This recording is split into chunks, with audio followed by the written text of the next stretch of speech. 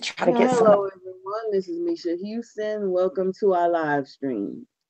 Tonight, we're going to be doing our weekly discussion of a certain chapter of a Game of Thrones. And tonight, we're doing Eddard 4. Eddard 4 from a Game of Thrones.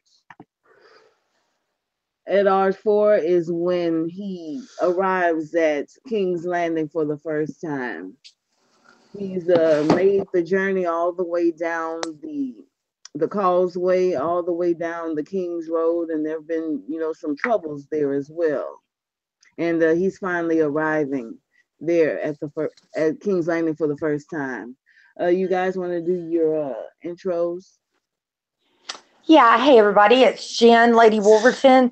My computer's acting up, so I'm gonna have to be on my phone tonight, and I'm not gonna be able to watch the chat like I normally do. Sorry about that. Don't worry about the chat. I don't think there's even anyone in it. So Okay. Not yet. yeah, go ahead, Bran. It's me again, Bran the Builder. Find me at Twitter, Bran the Builder 1, Amino, Bran the Blasphemous Builder. Yeah, Citadel Trivia. Tomorrow we're doing book trivia. Come out there. We always have fun out there. And yeah, I'm on every platform you can imagine, just about. And I am Misha Houston. Thank you so much for joining us tonight. You can find me on this channel under Misha Houston. You can find me on Facebook under Misha Houston. You can find me on Instagram under Misha_Houston. And you can find me on the Capcom Fighters Network as Misha 3700. Tonight we are doing Eddard. Eddard has arrived. Jennifer, you want to start, and then we can pop in. Sure. Yeah. Sure. We're gonna have to do this a little bit differently tonight because Jennifer hasn't done an overview, and nor has I. So and I didn't read the chapter. You didn't read, so we're gonna have to do this stream a little bit different today.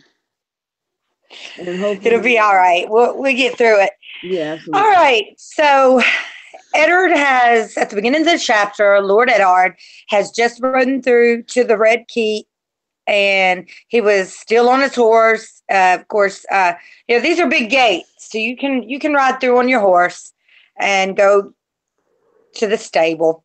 So he's somebody comes up to him just like almost immediately and all he's thinking about is getting in a bath, eating something, and going to bed. And he's just kind of through with everything. The last leg of the trip, after the whole situation went down between Joffrey, Sansa, Arya, the butcher's boy, they're both pissed. They're both pissed at him. He's just ready to get some sleep. Somebody comes up and says, has convened an urgent meeting of the small council. The honor of the hands present is requested as soon as it is convenient. And Eddard snaps, which is not really his way. Throughout all of the books, you rarely see him lose his temper unless it's about his wife or his children. And he's like, no, damn it, it'll be convenient tomorrow. And the steward says, I shall give the counselors your regrets. And he's like, no, damn it, I'll see them. Just, give me a few minutes. Let me change into something more presentable. I'll be there. Yes, and he is very much in a bad mood. The mess down the King's Road has left a horrible taste in his mouth. And he's become jaded, and he's become disenchanted with Robert and the whole setup of King's Landing. When he arrives there, he sees how garish and gauche everything is, which is so different from what he's used to. In the North, everything is very rustic and very natural. And the author, George R. Martin, goes into great detail about how everything is so lavish. Everything is so pristine and well put together. I mean, everything is very decadent. And I think we get a good sense of that during the entire chapter. He makes it clear George R. R. Martin makes it clear how different and how garish and gauche and how extravagant everything is. And it's such a different thing from what Ned is used to. And in the North, we learn at first they're given. Oh, my phone. Okay, at first you're given over to think that maybe the North is a little bit shabby. Well, maybe it is compared to the South. Mm-hmm. But when we get to the Wall and when we see a lot of other places in King Landing, we realize it's not really. It's just they're not real showy people. Mm-hmm. Like I like to say, I like to be neat and clean, but I'm not a very showy person in my dress. Like like today, I have on a plain white shirt, some dark jeans, some Timbs, and just bare minimal of makeup. And that's because I didn't hardly go anywhere. That's how the Starks are all the time. They dress in nice clothes, they're neat and they're clean, but you don't hear about Caitlyn wearing a bunch of jewelry like you do Cersei.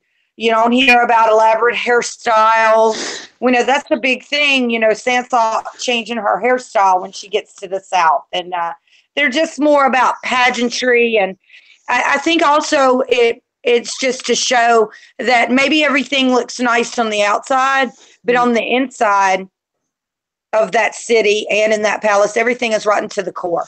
Yeah, absolutely. Absolutely. Go ahead, Jennifer. Looks are deceiving. Okay, so he's given Lord Aaron's former chambers in the hand of the king. Ned, he gets his courtesies back. He's like, thank you. His own people have started to bring in their items and get everybody settled. The wagons they brought from Winterfell are still straggling into the city. He gives instructions to make sure that the girls eat and then just have them in their chambers, have them go to bed. Keep them there, keep them safe. He notes how richly, furnished his chambers are. Nothing like he's used to, even though we know that Winterfell's not a dump, like I said before. Mm-hmm. He goes to the meeting, and it's Renly Baratheon, and he's friendly with Renly. He's even like, hey, you're the spitting image of Robert when he was in his youth. Mm-hmm. And Lord Renly makes a joke, and he's like a poor imitation. But Renly's kind of like that, kind of a not serious person. Mm-hmm. Yeah. So Renly go ahead. Renly is very much the younger brother of the group. He's the baby of the group of the Baratheon boys, and he is a lovely image of Robert. And I want to point out also, being the younger brother when his parents died, he was very much, and nobody really knew how to deal with that. So he was just very much kind of spoiled, especially by Robert. The books mention that. Stannis was always very broody and hard to get to smile, even when he was young. Robert was always very jovial, until kind of a lot of responsibility came on him. But Renly, he's kind of had a life of leisure, if you will. Oh, yeah. He's a prince. Every position he's ever had has been because his brother is the king. Really has earned nothing on his own merits. They even make a jape about him in the council meeting about how he dresses finer than most of the women in King's Landing. Yeah, he's kind of... I think of him as kind of like what you would have in Victorian literature, whatever is a rake or, a popinjay or a ne'er-do-well, a trust fund baby, if you will. and he's very much what Robert should be. I mean, you can really tell Robert's appearance has changed, and he's certainly not the same person that he once was. And he looks at Renly, with maybe a little bit of admiration, a little bit of trust, and a whole lot more trust to Renly than he ever really is showing to Robert these days. Robert has kind of gone down in ranks in Ned's mind, and so he's looking at him, with wistfulness. I saw a little bit of wistfulness when he was. I agree. I agree. He looks at him and he sees his friend from years past. Yeah, absolutely. Because it had been quite some time since they had seen each other. And I believe when that happens with anyone and you don't see somebody for a long time, the memory you keep of them is how you knew them, not what they are. Yeah. And the last time we see them together, he says, "For all the love you bear me and the love you bear my sister, is this your command?" And he commands her to kill Lady. So, I mean, that kind of opened his eyes. He's still quite upset. I think that's what Misha meant when, he's in the city, he's made it, but he's already kind of like, Robert's not the same. He would have never have done that, 15 years ago. He wouldn't have let. Yeah. And basically what Ned saw is somebody who just went along with her just not to have to deal with her. Yeah. He's become a little bit of a coward when it comes to the Lannisters. He doesn't really want to face what's going on. I think he has a clear understanding of what's going on, but he bears his head. He's in the lion's den when it comes to Cersei. He's afraid of the Lannisters. He's surrounded by them. Yeah, he's surrounded by them, and he's afraid of them, and he feels cornered by them.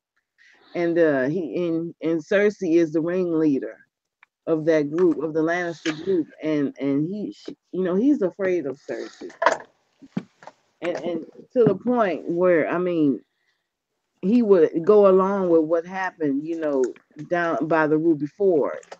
He would go along with the butcher's boy being killed. He would have gone along with the direwolf being killed just to get rid of her. Jennifer just said it. He doesn't really want to be bothered with her. He doesn't want to make any waves or any trouble because he knows he's outnumbered by them. And he's also more worried about drinking and whoring than ruling the kingdom. And, he acts like he's just gotten the worst deal in the world when the truth is he could make the best of a bad situation. And I think that also pisses Ned off. The fact that he won't take control. He won't take any kind of control, whatever. Yes, and speaking of the dire wolves, Ned said something that really stood out to me in this chapter. He said that John said that your children were meant to have these wolves.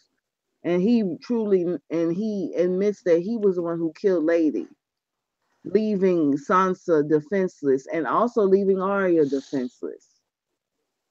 What have I done? I think he kind of may have laid a curse. I think he thinks that he laid a curse upon his girls, his daughters, leaving them open for attack because of the death of the dire wolves, death of Lady, and the leaving of Nymeria. He realizes what he's done. He realizes that he should have killed them because he may have left his girls open to an attack. He pretty much sees it as a doom that he put on them. And so, he really, feels that loss. And the girls certainly feel that loss. There's a even deeper strain, between the girls now, between Sansa and Arya. Sansa blames Arya now, and Arya is distraught over her friend Micah, who was killed. So there's a lot of weight on the Starks right now. Not to mention, what Catelyn is going through. Her journey to King's Landing and her dealings with Littlefinger and Bran's attempted murder of Bran. So the Starks are going into this very heavy burdens on the Starks right now. The focus isn't, on with the situation as much as it could be. Yeah. Jennifer, you want to carry on? I was scanning. Oh, sorry. Go ahead. No, go ahead. You go ahead. Well, I'm still trying to fool with my computer just so it'll be easier for me, and I'm getting somewhere, but it's not letting me join the call. Hold on. I was scanning the chapter here, and something that stood out is, why does Ned despise Varys the most? Why does he hate him the most out of all the? He hates him even more than Littlefinger, and that's pretty impressive. Unreasonable. Unreasonable. I mean, because Varys told Aerys to keep the gates closed. It was Pycelle that convinced him, right? Mm-hmm. So, cut off one of them, Jennifer. Hold on, y'all. Sorry. whoa. So Varys actually kept his honor, done what Jaime should have. You know, he should have been positive in Ned's eyes. Mm-hmm. So why does he despise him the most? I think that he despises him because, Varys is a person who puts up a false front. I mean, it's the exact opposite of Ned. There isn't anyone that can put up a false front better than Varys, and that's the total opposite of total opposite of what's going on with Ned. Ned is an open, heart on the sleeve kind of guy. And, yeah, you would think though he would be a little understanding because he is the eunuch. He's not the man like him and Robert and Renly and all these people who are supposed to be fighting, who the man status. He's no longer that man.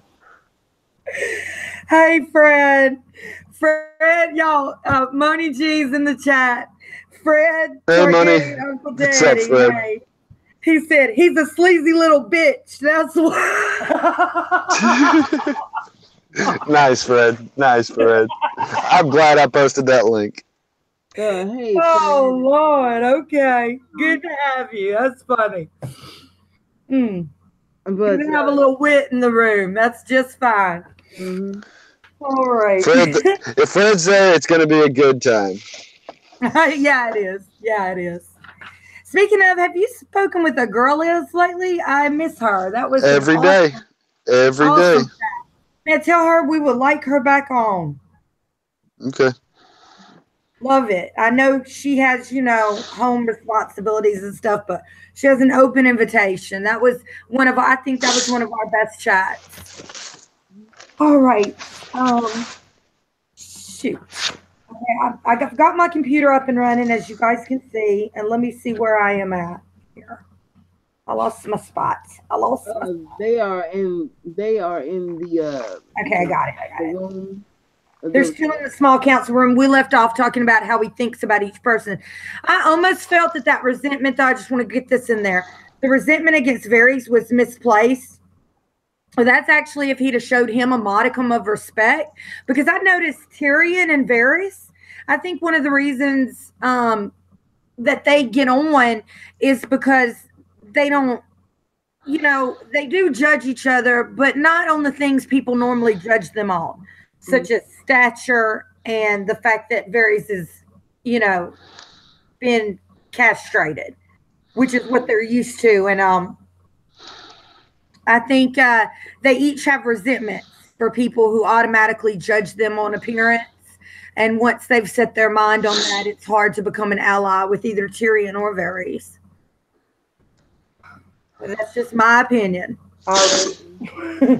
We also meet a few other people in the room. Varys, Renly, Pycelle, and Peter Baelish. Now, Baelish is acting all sweet and honey, but we know he is just as with Catelyn. We know, because we've already read, we know he is as false as anyone could be. Well, he's also got Catelyn. Okay, now let me say this. We know you're going to be an LF. Yeah, he was pretty much mocking him the entire time. You noticed that, right? Throughout the chapter, yes. You practically laughing at him. Backhanded compliments, if you will.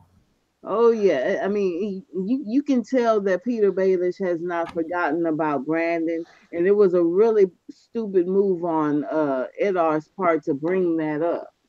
I mean, that was a big part, huge part of Peter Baelish's upbringing. That's a pretty common thing for Eddard, doing something stupid. Yeah, yeah, and to bring up that duel was really not the thing that he should have done with Littlefinger. I mean, I think him bringing that duel up and bringing Brandon up. Yeah, not a good idea. Not a good start. And hey, KD. And like I said, I don't think that he would have done that if he had not been in such a foul mood to begin with, and so much had gone wrong. So, you know, and in life too, first impressions can be so much. And this is really a first impression type situation with him and Littlefinger. Littlefinger is not only sizing him up, but seeing how he's going to be. And both Tavares and Littlefinger, he behaved in all the wrong ways, in my opinion. Oh yeah, absolutely. Littlefinger had looked at him and saw nothing but a big dumb brute that he can kind of, you know, run over a little bit. I mean, I was just reading that, and all I could say was like, oh man, you really messed up, Ned. You done made an enemy out of these people without even trying to. You came in there rough and looking raggedy. You came in there just shouting at these people and bringing up, being very snappy, being very condescending. And he's the outsider. Yeah. His favorite, and then he shows a little bit of respect to Maester Pycelle. Yeah, just a little, but not so much. I mean, in fact, he's still the outsider. Mm-hmm. Yeah, and let me bring up something real life. How this would relate to real life. My parents used to always say to me, much of the time growing up, you get more with honey than with vinegar. And we see Sansa stay alive, you know, just through being polite, basically, for quite a few times. So I really do believe that matters, not only in these books sometimes, but in real life, because people get butthurt really easy. And sometimes once you've gotten somebody butthurt, there's no coming back from that. Yeah, he really messed it up with Pycelle, and the way he was talking and you know, talking to people. I mean, he really just messed himself up. The first impression was really, really bad. He come in acting like a high lord who knew everything when he knew nothing. And then they're having their meeting, and the way he reacted to the tournament. Right. He acted like, oh, this is ridiculous. I can't even think that y'all would be having a tournament. He realizes that when he asks about it, first of all, you know, Ned, he doesn't like tournaments and things like that. That's not his thing. Like I said, the pageantry, the frivolity. He's not a knight. And then on top of that, to find out that not only do they not have the money to pay for it, but are going to go into further debt just to have this. So he's like, no, I'm going to talk to the king. You know, we're not going to have this tournament of the hand. And even Renly, you know, tries to tell him, who he has been cordial to, you know, I'd say even more than cordial, friendly to. You can try if you want to, but that is one thing Robert does. Once he's set his mind to something, he's not going to be gainsaid, meaning he's not, if he said we're going to do this and he's decided. And that's one thing he will put his foot down on, whether it's to the detriment of him or anyone, or even the crown. If he's decided he's going to spend 90,000 golden dragons, then he's going to, come hell or high water. But let me say this about the tournament things. Sometimes you need a big tournament. You need events like this every once in a while. And they argued that too, didn't they? That it would bring commerce. Yes, it would bring. I mean, I understand it. I understand their point of view because they are massively in debt. But the people do need those. The people need a reason to come together. You know, a kingdom always has to display some sort of wealth. Yeah. It also morality. Like, for instance, they talk about it at Winterfell, how just hosting the king there for a week or so, it didn't put the Starks in debt, but it did put a major dent. Their food supplies. The food and on their coffers, their money. Yeah, but and it used to, but I've read many a book where it talked about if King Henry VIII was out and he stopped by your house, you wouldn't dare turn him away, but that a lord might go in, because you might have a title but be broke as a joke.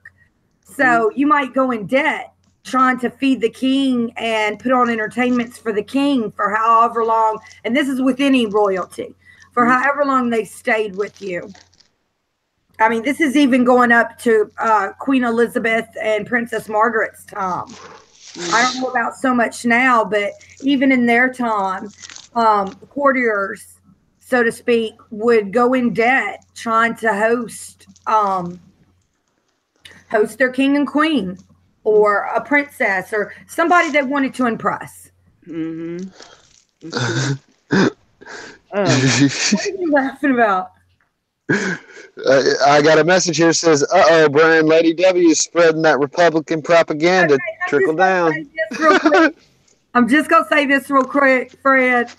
My husband is a Republican, and my eyes just damn near roll out of my head listening to the ridiculosity of these Republican philosophies. I'm actually a liberal, and since I got caught with that virus I didn't have a prescription for, I haven't voted. So you ain't got to worry about it, all right? Okay, so continue on. So you ain't even got to worry about it. Even if I was, it wouldn't make a difference. All right, but I'm not. I'm actually not.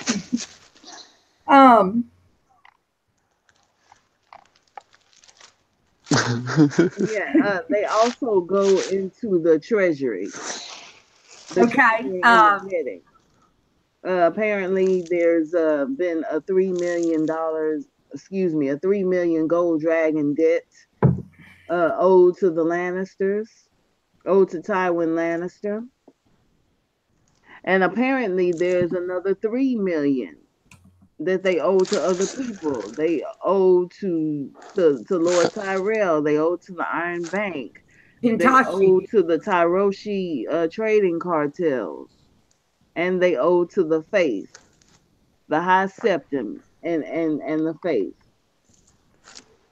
And let me say this. I find it very strange that the High Septim, even though they owe money, they haven't really been involved in the governance of the realm. It's corrupted. Yeah, why isn't the High Septon a part of this? Why isn't the High Septon a part of it, especially when they owe money to them?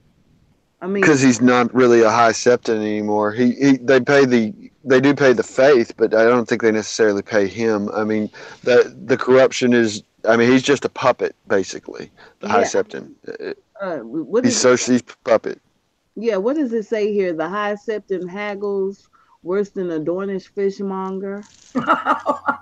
So, I mean, I'm surprised that he is not a part of the small council. There's no voice for the High Septons, especially when he's putting money out, and he is not a part of the small council.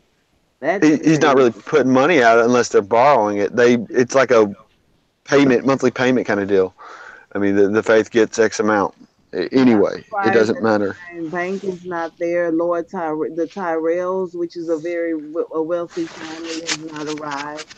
It's just Renly and Varys and Baelish and Pycelle pretty much running that place. And you can see, and if you look at these four characters, you can really kind of tell why everything is so. It's 6 million in debt. Yeah, millions in debt. And it's especially with Littlefinger being the master of the coin, he finds the money and the king and the house spend it up. I mean, it really shows how powerful Baelish is. Oh yeah, definitely. It really, really shows how powerful Baelish is. Well, and he controls the gold cloaks. You know, he controls the force inside the King's Landing. I mean, he pays them. They're going to listen to him. Yeah, exactly, which is a very powerful position to be sitting on. And we see Ned come to rely on that. And he actually, doesn't have that to rely on. He didn't go around making, he started right off pretty much making enemies and not friends. Mm-hmm. Oh, yeah, absolutely. They go a little bit excuse me, into Littlefinger and Ned Stark, and him asking him to come with him to meet Catelyn. And at first he's like, this isn't the way to my chamber. Why? Why follow you? And it's very, very, and then Littlefinger really enjoys lording that over him. The fact. I mean, yeah, he was very, very mocking, very, very mocking to Ned. You can feel, the hesitance and the brewing anger between the two of them. I mean, you can tell that Ned is getting angry with all the the slurs and the backhanded, compliments and the mocking. I mean, and Littlefinger was just mocking the hell out of him. I mean, you can hear it in his voice. I could read it in the words. I mean, and you can tell the distrust going on here. And he leads Ned, down to the corridor and down the stairs and across the courtyard and through this and that way and down a cliff and and all the while Peter Baelish is just laughing at him, absolutely laughing at him the whole time. Yeah, definitely. Basically, all of this way to a brothel, and you can really feel the anger boiling up in Ned. He's tired. He's exhausted. He don't want to be bothered with this. And he thinks he's been just being played for a fool when they walk up to a brothel, and he's thinking, "What the fuck are you doing? Why am I here?" It's almost a mocking jape to the fact of Jon, because they know he has a bastard, and it's highlighting that. I mean, yeah, absolutely, yeah. I mean, the fact that Littlefinger loves Catelyn so much, and Catelyn is pretty much married to a man that cheated on him, that cheated on her. I mean, and sending him to a brothel to be with the whores when he had cheated on Catelyn while they were married. I mean, that is a mocking jape. That's a very good catch, Bran. Very good catch. It is. It's definitely another. It's one of Littlefinger's clever little ways to insult you without actually insulting you. And I mean, very subtle. Yeah, when he came down off the cliff, he was eating an apple, waiting for him to, come down and meet him the rest of the way. I mean, what's that fruit meaning? The apple. What's that fruit meaning, Bisha? Say it again. The apple. What's the meaning of the apple? Like you did the pomegranate or whatever. Oh yeah, apple. Oh Lord, I don't know what an apple is. I know that the orange is the fruit of love. I know that the pear is the marriage. I know the grape and the pomegranates are the fruit of passion, but I'm not quite sure. I would have to look that up. I'll say fertility. Mint leaves, with the mint leaves that Baelish likes to chew on, means money and protection. But the apple, I'm not quite sure. I would have to look at it. Wait, what was that? Money and protection? The mint leaves that Baelish likes to chew on. Yeah. Nice. Money and protection. Little shit like that. That's what I love. Mm-hmm. Yeah, you can whip up a little white magic protection spell with some olive oil and mint leaves. Mm-hmm. Yeah, I would have to look that up.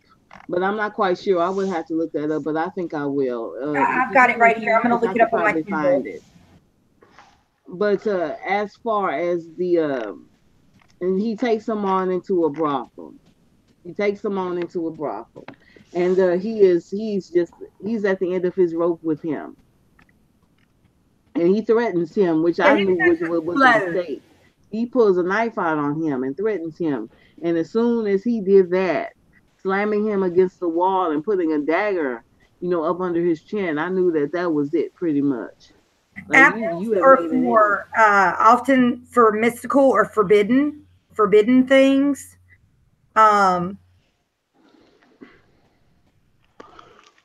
Apples are used generically for anything foreign.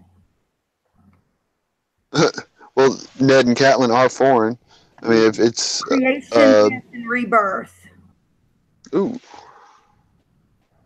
But temptation. There you go, temptation. Taking him to a whorehouse. Uh-huh. The apple is also a symbol for peace, and the apple blossom I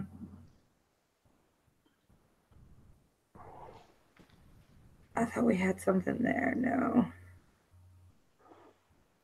The apple can symbolize many things. It is seen as forbidden fruit, or it can symbol for love or knowledge. Both men and women get apples tattooed on them. So I'm reading right off of Google. I mean, I thank you for showing me that about the fruit and the meanings behind it. I never knew they had meanings. Misha. Yeah, that's awesome. As a matter of fact, going back to the pomegranate, that was actually in Catherine of Aragon's sigil. And, you know, when you open a pomegranate, it's just a bunch of little seeds, basically. You don't eat the skin. And that's in, you know, the Greek mythology with Persephone and Hades. And also that, you know, all the little seeds that symbolizes fertility. Jules Elizabeth, hello, welcome. She's saying apples are part of the rose family.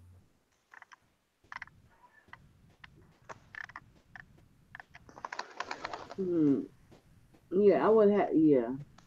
The fruit in the story, what the people are eating, goes a lot to what's going on in the story. The lemons, yes, you know, for Sansa means unresolved conflict. So there's going to be some conflict, you know, around Sansa for sure, especially coming into the middle of winter. Now, as far as the story goes, yeah, they take her. They go on to the brothel, and he slams Peter Baelish up against the wall and puts a knife to his throat, and is pissed off. Yeah, and when I read that, I knew that was a mistake. He never should have done that. He's been, you know, very insulting toward. They've been insulting toward each other. He's been mocking. Baelish has been mocking. He's been angry, and I knew that was just the wrong move on Ned's part. He's just making the wrong moves right from the beginning. You know, you can tell that this is really not where he belongs. He don't belong in this heat. He don't belong around these, you know, people who likes the intriguing. He doesn't belong there. He's the outsider, and he's not making it easier for each other or for himself. You know, making all these enemies everywhere on the first date. Not making a good impression. That's for sure. And Roderick tells him the lady is upstairs. And he says this out loud. He says, Catelyn is truly here. This is not some strange jape of Littlefinger. I mean, you can tell he's really looking down his nose at Littlefinger, and Littlefinger is throwing it right back at him. He said, what did Littlefinger says? He says, would that it were Stark. Follow me and try to look a shade more lecherous and a shade less like the king's hand. It would not do to have you recognized. Perhaps you can fondle a breast or two, just in passing. I mean, yeah, the vibe is off, and it was foolish of Catelyn to think that those two would ever get along with each other. It ain't gonna happen. It's just not gonna happen. Now Catelyn is in there, and they talk about pretty much what happened. She knows about what's been going on with Arya and Sansa and Joffrey, and she asks about the girls. And she wants to see them, but you know, I don't think she's gonna have time to go and see them. She tells him about what happened to Bran and shows him the wounds. She shows her husband the wounds on her hands. And you know, you can really tell that things are starting to gear up now. I mean, you know, the attempt on Bran's life, the wounds on her hands, that's going to affect Ned and look more, you know, cross-eyed at these people as well. She's got these gashes on her hands from the sword, and what she is saying is pretty much treason. You know, to accuse the queen and to accuse Tyrion, the queen's brother, of such a crime is treason. And they're teetering, you know, around that mold. You know, they're Yeah. going around that mold of treason. And in this, Misha, is what you said earlier. He thinks back when he thinks to the fact that when Catelyn tells him the story and how that basically he lived because of Summer, he thinks back to when John said, or found the pups in the snow and said, "Your children are meant to have these pups, my lord." And he had killed Sansa's. And for what? Was it guilt he was feeling or fear? If the gods had sent those wolves, what folly had he done? Yes. Yes, I mean, yeah, he knows that it was wrong to do that. Those wolves were a blessing for his children, and now his two daughters are without their wolves. In a Sansa's wolf is dangerous, dead. dangerous place. Yeah, and Arya's wolf has been chased away. So it's just there's a lot of he's making a whole lot of mistakes in his family and with the people of King's Landing. He's just making a lot of mistakes. And Littlefinger mocks him again, and he's like, "Do the Starks have naught but snow between their ears? Tyrion Lannister would have never acted alone." But then, in the same token, Littlefinger's like, "But I'm sure the king had nothing to do with it." Mm-hmm.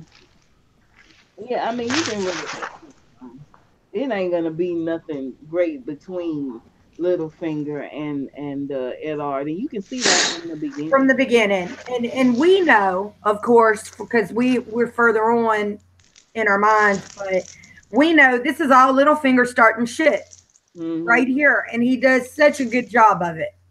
Yeah, I mean, Catelyn and Ned were such easy targets, you know. He all but says it's the Lannisters. And then there was another part that really stood out to me. She, you know, Catelyn thanks Littlefinger, thanks him for his help with this. And she says that I have found the brother that I thought that I had lost. That was a mistake too. Because first of all, Littlefinger is not your brother, Catelyn. And you didn't lose him. He was sent away her back to in him. disgrace. I mean, she turned her back to Baelish. She would not read his letters. She wouldn't support him in the duel. And then to call him a brother. I mean, you did not lose this man's love. I mean, you didn't lose him at all. You didn't want it.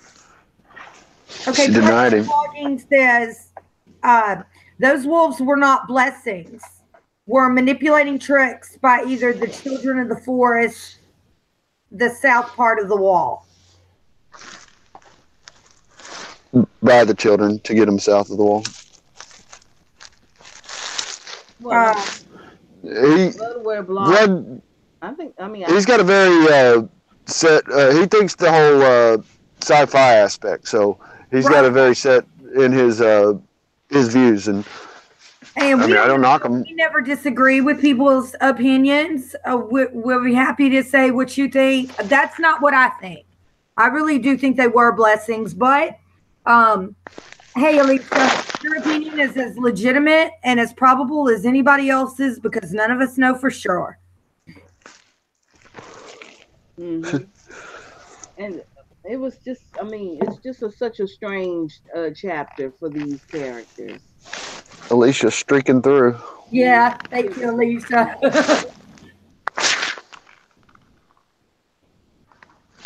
Yes, I mean, he put the blade on the table, and it stood there mocking him, and everything is kind of a big mock to Eddard Stark here. He is a mock of the person he used to be.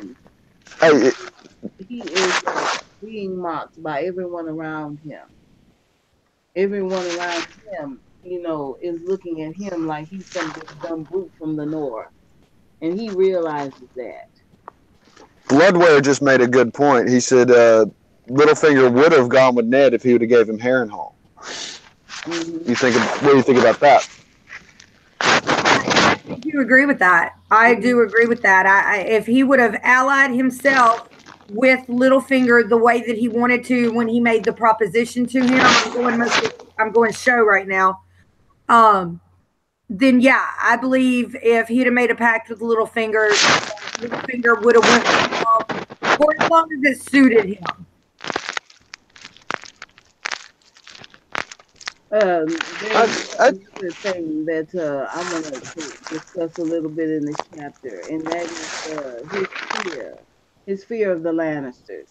I think that Robert's fear of the Lannisters is starting to become Ned. Well, he's paranoid for sure. Yeah, there's a paragraph here, and it says, if the queen had a role in this, God forbid the king himself. No, I will not believe so. But yet he can remember the chill of the morning in the Barrowlands where he was talking to Robert. Robert sending the hired knives after the Targaryen princess. He remembers Rhaegar's infant son, the red ruin of his skull, and the way the king had turned away. The way he had turned away in Derry, over on the Ruby Ford, when that mess, down by the King's Road with the wolves. He can still, hear Sansa pleading, and just like Lyanna pleaded. Yeah, he's really afraid of these people, and he knows that Robert is not going to be the defense that he was. And he thought that he would be. Yeah, he thought that he would, have Robert would have his back, but apparently Robert does not. Yeah, he does. At this point, I think he definitely regrets his decision for going to the South, no matter what. I mean, at first he felt kind of like, I've got to be down there because now Robert really has nobody at his back. With but now I think he sees pretty much that Robert is going to turn a blind eye to anything the Lannisters do because he owes them so much money and whatnot, and it would mean war unless it's just a blatant, which is what Ned essentially tries to do. But when he finds out, all this politicking that's going on behind the scenes, everybody's already taking sides and taking sides well before that whole situation came to a head. Mm-hmm.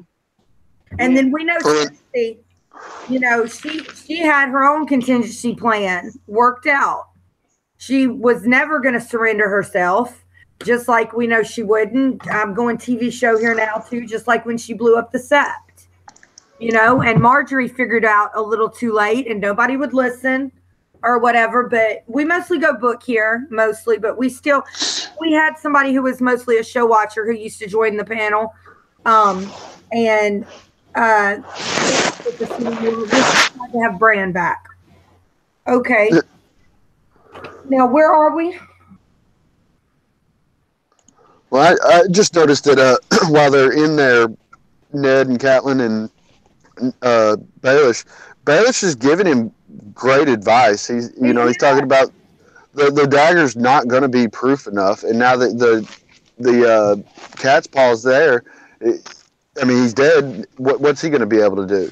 And I love how Baelish gives him enough truth with his lies. Well, he's completely honest. He even tells him, "Don't trust me," and I love how he's able to twist his truths to work for his own good. Yeah. His chaos is a ladder.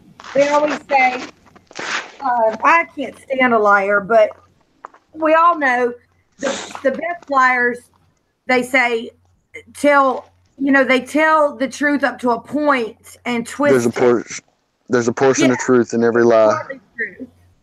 It's their truth, too, if you will. Some of the best liars, I believe, start to believe in their own lies.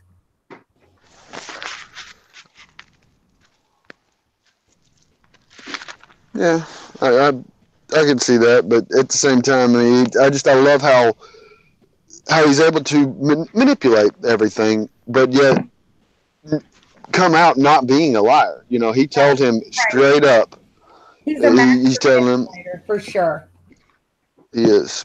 I love the character Martin has wrote with Littlefinger because he is such a masterful manipulator. He can think 10 moves ahead. That he hopes the book gives Littlefinger a better end, like that a player of his magnitude deserved. And we talked about that last week or either the week before. Most definitely the books had better do Baelish. We think they did him a grave. Me and Misha both, I know, think he was done a grave disservice in the ending that he got. Yeah, I mean, absolutely. I know there aren't a lot of Baelish fans out there, but he brought a lot to the show. I mean, Aidan Gillian. No, I'm not a fan of his, but I am a fan of his in the sense that he was a good player. Everything that people were cheering for in the show, it was because of Baelish. I mean, think about it. Sansa's he constructed all of it. Sansa's turn, the Dark Sansa, whatever thing. That was because of Peter Baelish. The game itself was because of Peter Baelish. Killing Joffrey was because the whole of series has been a Littlefinger plot. He plotted to kill Jon Arryn, which got Ned down there. Yeah. He's flipped the script on Ned. He's behind everything, one way or another. The Battle of the Bastards, when the army rode in to save the day, that was because of Baelish. And you can bet that it was timed when it was. He was there the whole time. He wasn't. He was waiting for his time to shine. Mm-hmm. And I know a lot of people don't like him, but he has brought too much to the story to get the stupid ending that he got. Yeah, he was a wall ornament.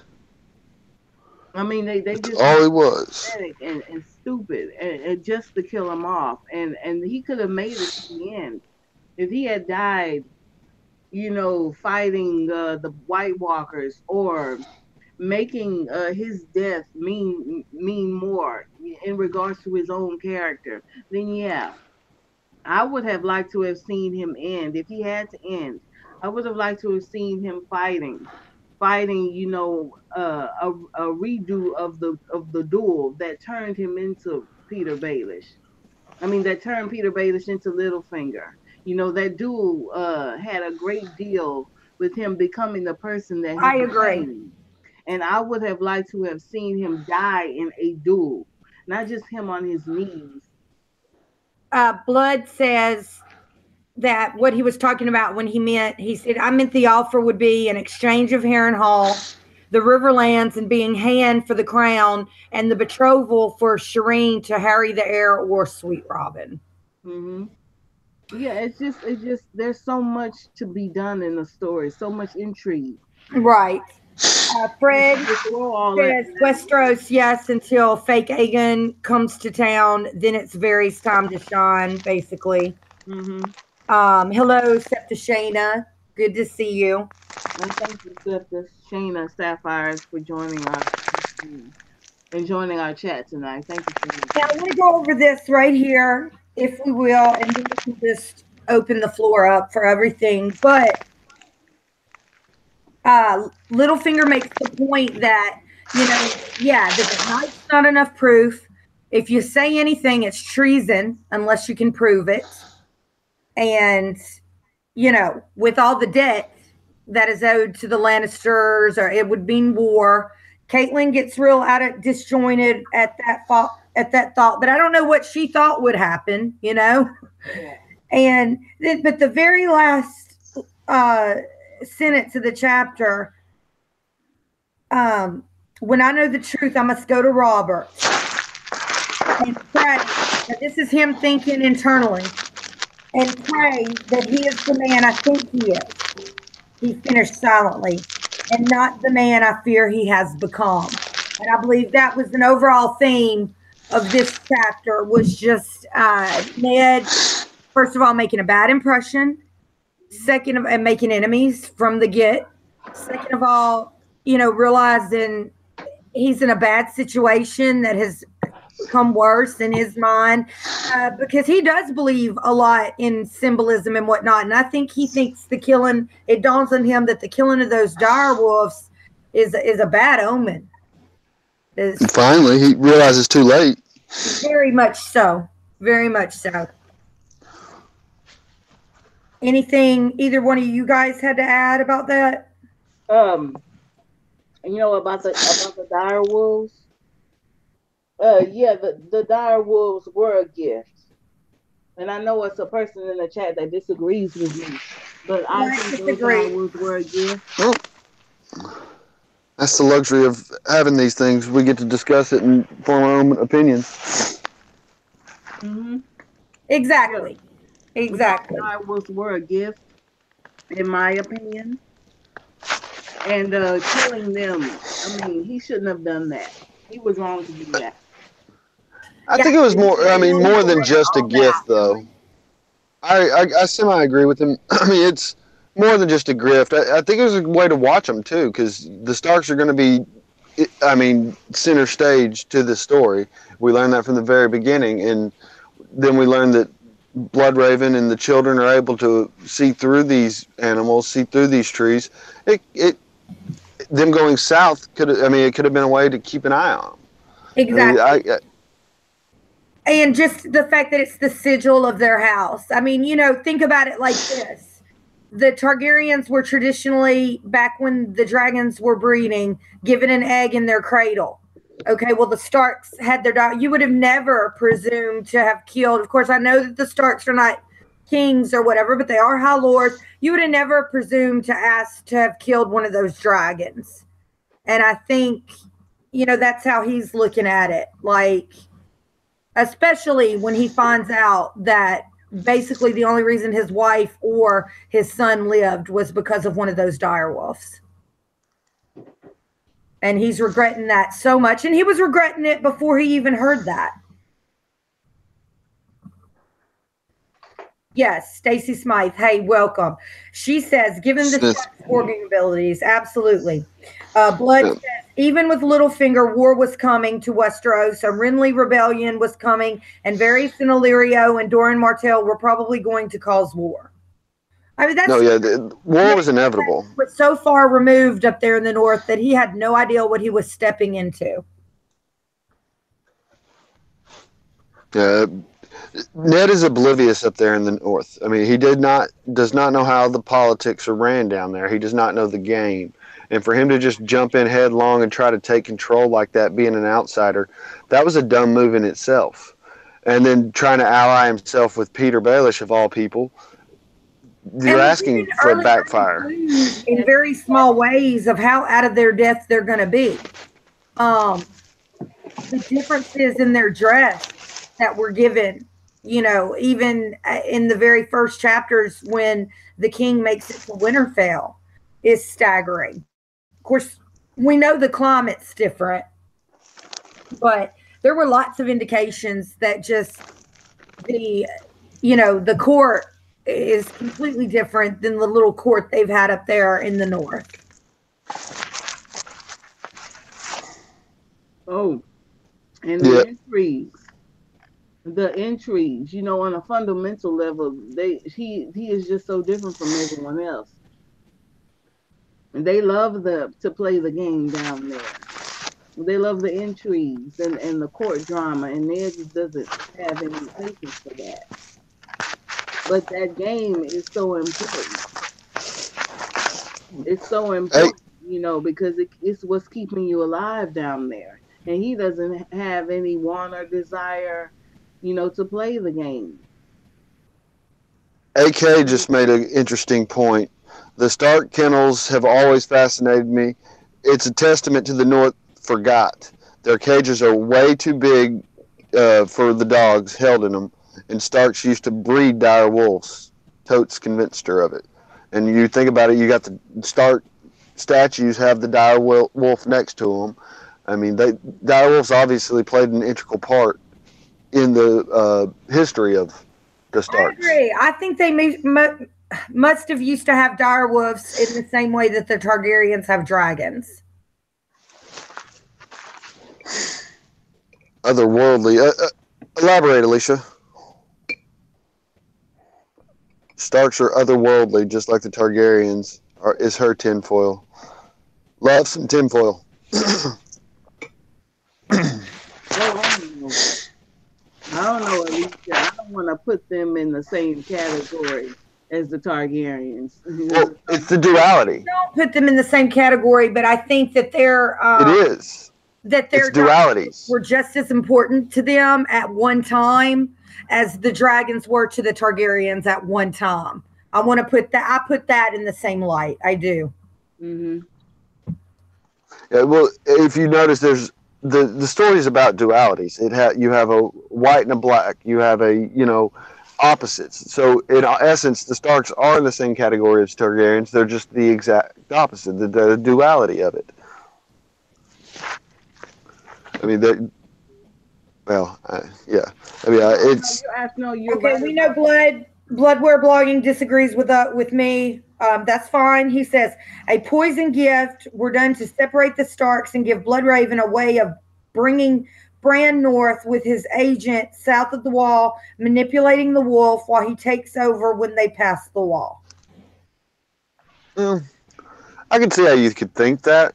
I mean, I don't rule it out, but I don't personally believe that. I mean, like I said, I do agree to an extent that the wolves were more than just a gift. They were a way to possibly watch them or keep tabs on everything. But I don't think they were. I don't think they were actually manipulating events, like so to speak.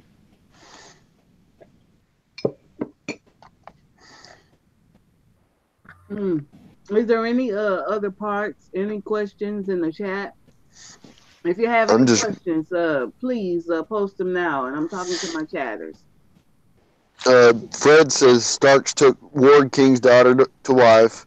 Where most powerful wargs still are, men forgot, trees remember, children of the forest, evil buggers, I think. Buggers remembered. Fred hates the children, by the way, if you can't tell. I'm getting that. He obviously hopes that the children are evil.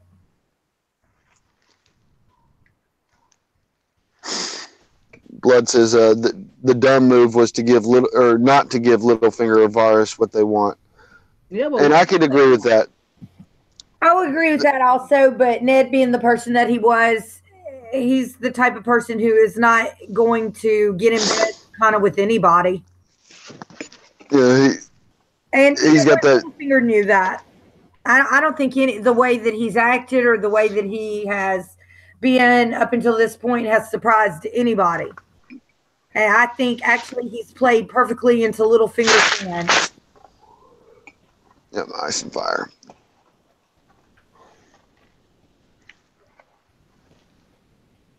All right. Okay, at least according to the Maesters, though, Moni, I don't trust the Maesters' info. Ideas of Ice and Fire, Lucifer means Lightbringer, did a podcast today talking about forgotten creatures of Planetos. I think there's something with the breeding of all the ancient cultures. Did they do the podcast today or release it today? Because Ideas was on Order of the Green Hand just before we started this. That's pretty intense scheduling there for him if they'd done it today. I have listened to some of the Lucifer's Lightbringer podcasts. I have, but I try not to release. I mean, I try not to listen to too much, just so that my opinions will be my own. I swear by LML, he's got a very deep understanding of what's going on. He sees the symbolisms, the things that aren't as obvious for most people. It's sometimes a little hard to follow him, but he does understand there's the deeper story than what we're getting. Right. I had my little sister over here this week, and she asked me, had I seen that movie Mother yet? And I was like, yes, I saw it. I liked it, but it's not something I'll ever watch again, or anything like that. And she was like, well, you know, did you get that the two brothers come in and fighting? That was Cain and Abel, and she broke it all down for me. And then the movie made complete sense. And I just took it at its word and just watched it and didn't really break it down or whatever. But when she broke it down the way that she did for me, it made complete sense. So she's big on things like that as well. She used to be a teamster on the movie sets. That's actually the people who drive around the actors and whatnot to and from their hotel and run errands and whatnot. I'm sorry, guys. I'm sitting here eating ice cream. That's all right. I've got 2 different drinks, strawberry lemonade and Coke, but I'm not drinking tonight. Has anybody listened to the new podcast where they read and drink? The drunken egg. Yeah. Did anybody catch that? Hey, Sanchez, welcome. That's what's her name? Queen 11 Booty. Shit, what's her name? I can't remember. What theories you can come up with, you know, when you're drunk and reading this book. Yeah. And we're always saying, you know, there's something to be learned in every reread. Mm-hmm. Oh yeah, you catch something every time. I mean, thank you, House Sanchez, for joining us. Thank you, Alicia Money G, Stacy Smith, Bloodware Blogging, Fred Targaryen's Uncle Daddy. Fred Jules, Money. Anyone else I missed? Thank you so much for joining us tonight. We're discussing Eddard. Eddard 4, where he gets to King's Landing, and just the basic there when he first shows up. Oh yeah. Ned isn't endearing himself to anyone. Alicia. He's making it clear that he's the outsider and really doesn't want to be here. He doesn't want to be involved in any of this. He just wants to go back up north, pretty much. And they Sanchez, talk to us. If you're ready to talk, Ned, talk to us. Tell us what you think. Yeah, Robert, you know, in the show pretty much said it. All Ned wants to do is go up north and bury his head in the snow. But let me say this. Let's say that he had managed to get back up north. Things would have gotten bad up north as well. Right. I think this was unavoidable. I just think that things came to a head quicker. Mm-hmm. And if he didn't have problems with the Lannisters, he was going to have problems with the Boltons. And I think it was obvious that Cersei had been thinking of a way to get rid of Robert and rule through her children for a while. And if it wasn't going to be a problem with the Lannisters or the Boltons, it was going to be a problem with the White Walkers. I mean, his days of him, you know, hanging out, you know, in the north and chilling with his family were pretty much done. Right, because we know they're already active from, the very first prologue with Waymar Royce. So, you know, trouble's coming. Yeah, trouble is just coming. It's just the way that it is. And I know he wanted, you know, to just go home and chill, but, you know, the chilling times are over, you know. What's this link you put up here, Bran? I don't know if it worked or not. Yeah, it did. There's the link up. Oh, no, I'm trying to see what it sent to. Oh, okay, never mind. Don't go to that link. On Folklorizer, that's Justin Thomas's. Right? Yeah, that's my latest blog. I was putting it in there for Alicia. Shout out to Justin. Read it, Alicia. Shout out to Tony Umber, who's not here with us tonight. It's his birthday. Well, he has a great birthday. Him and Sarah. Hope they have a good time up in Delaware. Yes. Thank you so much, Sarah, for joining us last week. Maybe next week you can come on back with us. I hope so.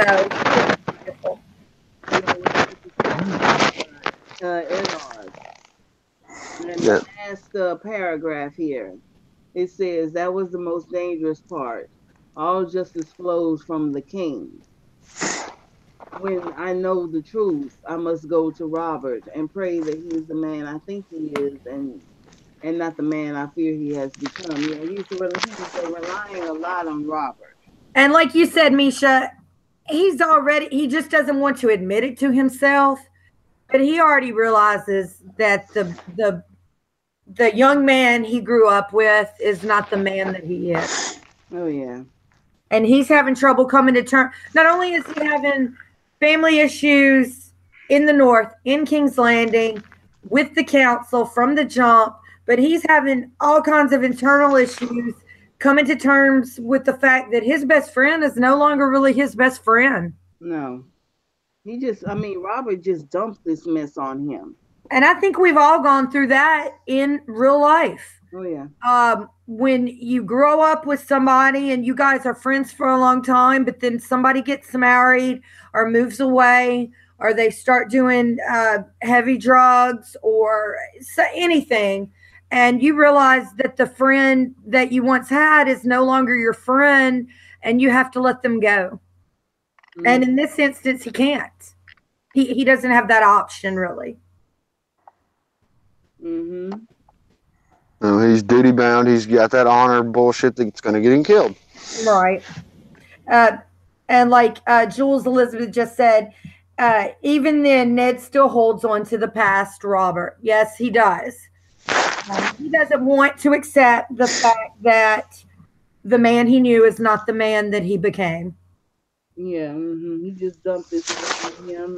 And it was really, really, really a crap move, a bitch move by Robert to do such a thing to him, to just dump all this on him and leave him alone with these people and not even try to tell him, he didn't give him any warning. Basically, because I believe it's Renly who says, or Varys who says, or Maester Pycelle who says, one of them says, well, the king leaves a few, I think it's Varys, the king leaves a few small matters to us, but in matters like this, what he likes to call counting coppers, he'd rather not be a part of it. And Ned still is holding on to the belief that he can go to him and say, look, this is detrimental to the health of, the kingdom and unnecessary. Let's not do this. And still thinking that he's going to listen when we know that he doesn't. Stacy makes a very valid point. She says it's not because of his loyalty to Robert the friend, but the Robert the king. There's a distinction. That's true. That's true. He is his king. Yeah, he's loyal. He has his loyalty to the kingdom, to the realm. Yes, it's his friend, but his honor comes first. All right, bye, Lisa. Thank you so much for popping in. Yes, Alicia, thank you for joining us. I thought you had left a long time ago, Alicia. Seriously. She came back. Oh, she comes streaking back. Yeah. Fred says, but with dudes, you don't see each other for like 10 years. Just pick up where you left off. All that other stuff is crap. Boys are boys. He's got a very valid point. Yeah. True that. Just like we see how Littlefinger, Catelyn is still holding on to Littlefinger, kind of being somebody that is her friend and confidant, and that's sentimental influence to an extent, when that's completely untrue at this point. Oh yeah, absolutely, and that's what I was talking about earlier. I mean, she calls him a brother, but let me tell you something. You would at least call your brother. You would at least talk to your brother and see how he's doing. I mean, she just Raven. Male Raven. The fact that he's never taken a wife, he doesn't have children. I think that's very telling, that the whole situation that went down with who he considered his first love, and the only woman that he ever loved, that's very telling to where his mind is kind of at. Baelish has a very unique view on it because he understands that he's a piece on the board too. He doesn't just try to move everybody else. He uses himself as a piece too. He's probably the only character that realizes that. He's the best player, in my opinion. Now, it was a few weeks ago. You weren't here. We talked about everybody who was, at least a decent player, or who had some kind of influence, and people who were more pawns who thought they were players. Mm-hmm. And it's constantly changing. That's what Baelish has over everybody else, is he understands that he's a player. I mean, he's a piece too.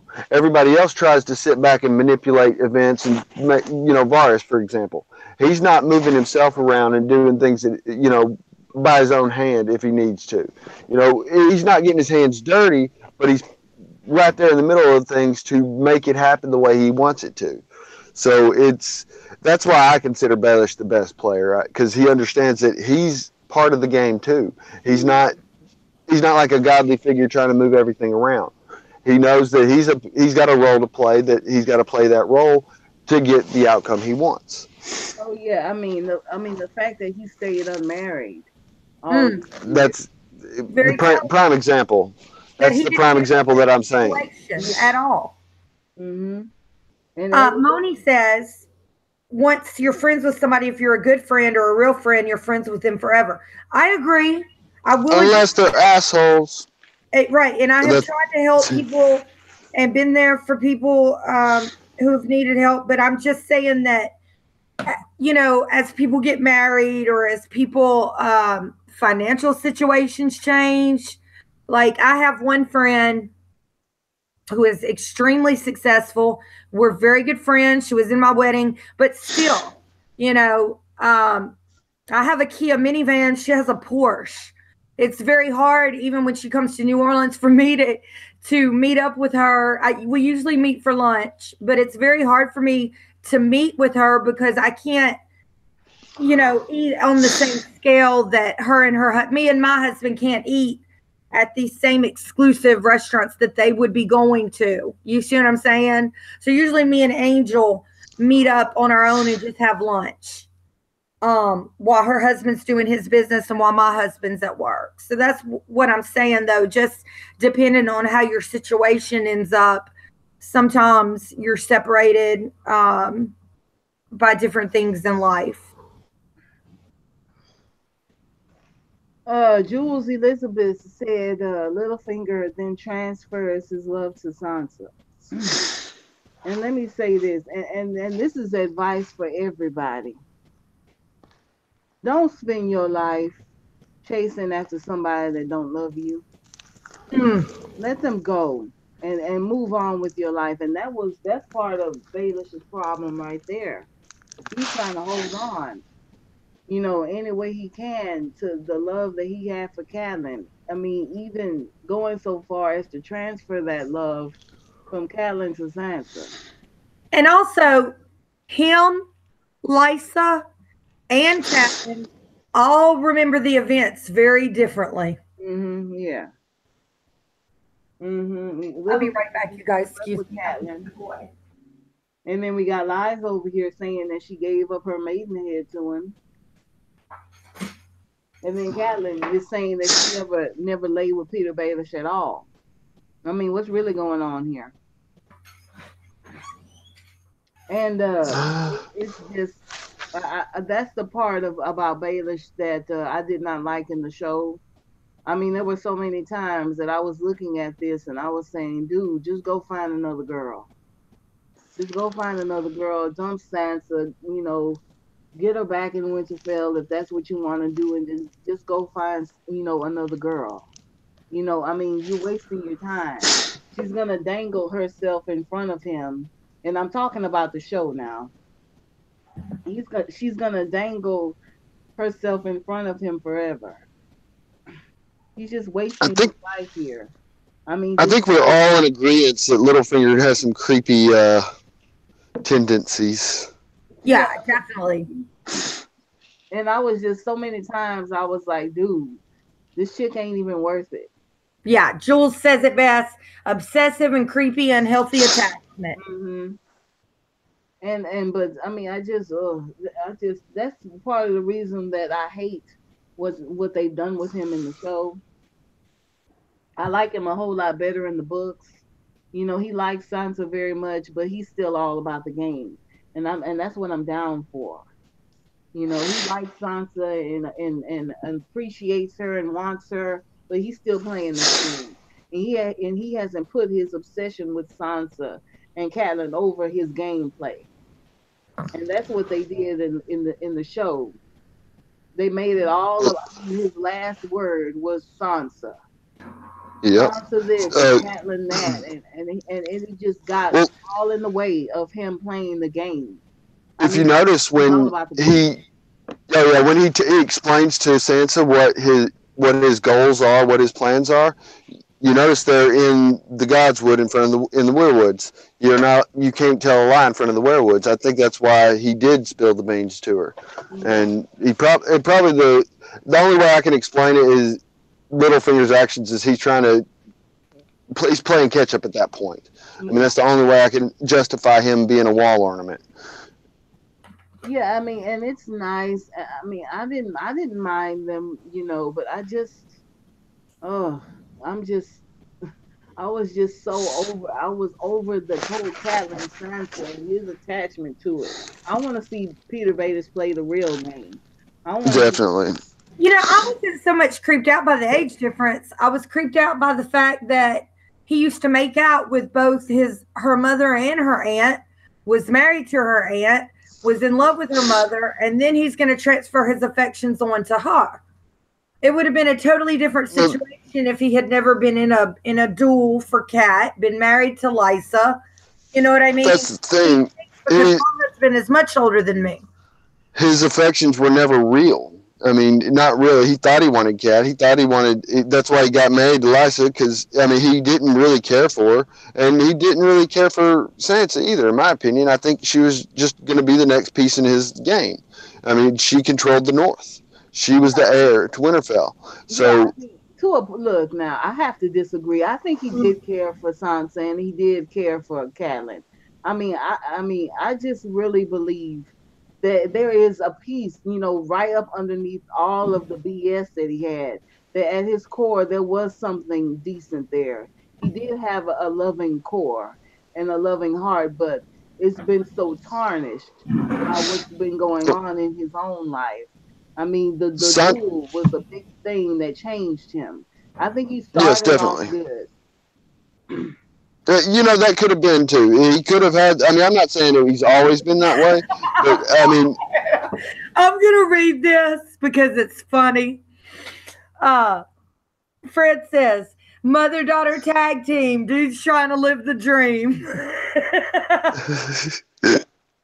Sanchez says, "I think Littlefinger had a bigger plan, even as a young boy, that Cat and Lysa and Sansa were part of the bigger plan." And he says, "I do think he liked them, but there was just little pods in the big movement, in his big movement." Me too, Jules. But I do agree with what Blood says here. No, she's important because she's the heir to Harrenhal, the Riverlands, and the North. I think in the end, yes, that because the Wentz, who would have been her grandmother, married to Hoster, was a Went. I think that in the end, Sansa is going to be basically the heir to the Riverlands as well. Yes, she's that's pretty much 3 kingdoms there. Exactly. I mean, Sansa's a great heiress. Almost, probably like I would compare her to Eleanor of Aquitaine. She's got the royal blood. Yeah, and Eleanor of Aquitaine was the only person, I believe, to be both a queen of France and a queen of England. The she-wolf of the she-wolf. We have a comment from Jules Elizabeth. Jules says, "When he kissed her in the veil, I wanted to throw up." I think we all felt that way. Jules, it was just a kiss. It ain't worth vomiting for. Misha is a supporter of Littlefinger, so that's her main guy. Yeah, That's her main squeeze. Oh yeah, he's my sweetie pie. She hasn't been in our chat before, in our book club before. That's Misha's man, that little finger. She loves kind of like Euron is to me. Right. That's little finger to her. It's an obsession. Oh, please. Oh, shut up. I'm admitting my obsession. I mean, it was just a kiss. I mean, everyone was all crazy and a flutter about that one little kiss. It was just a kiss. I mean, we've seen White Walkers, we've seen dragons, we've seen smoke monsters coming out of a witch's vagina. I mean, you all figured out a kiss. I mean, it's a kiss, y'all. That didn't worry me. Well, you got to understand, Jilma's she's a San follower, so. Oh yeah. Well, you might get the San. That everybody might get the San. You know, he might make it. Yeah, you might get that. I don't think it's going to come out that way, but I do believe there's a great connection there. Definitely, I'm a Sansa fan, which I know takes a lot of heat. Y'all can all boo me now. Cool. I am too.